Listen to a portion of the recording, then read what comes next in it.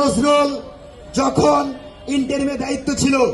ইন্টারিমে থাকাকালীন সে জুলাইয়ের পক্ষে থাকার নাটক করেছে, আর এই শাওনরা তখনও জুলাইয়ের বিরুদ্ধে লাগাতার বক্তব্য দিয়ে গেছে। আমরা বলতে চাই,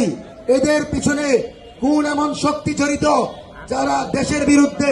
বর্তমান সরকারের বিরুদ্ধে, জুলাইয়ের বিরুদ্ধে সিডিআইয়ের মতন নগণ্য কথা বলতে পারে, অথচ সরকার তাদেরকে এখন পর্যন্ত গ্রেফতার করে নেওয়া অত্যন্ত লজ্জাজনক। আমরা আমাদের জায়গা থেকে 24 ঘন্টার আলটিমেটাম দিচ্ছি,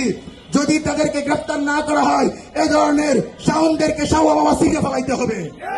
এবং কোনোভাবেই এই ধরনের শাওনরা যদি থাকে এই সরকার ভারসাম্যপূর্ণ রাজনৈতিক পরিবেশ নিশ্চিত করতে পারবে না। সম্মানিত উপস্থিতি, আমরা এই শাওনের ব্যাপারে স্পষ্ট নির্দেশনা মঞ্চ 24 এবং জুলাইয়ের সকল শক্তিগুলো সিদ্ধান্ত নিয়েছে, যদি এই শাওনকে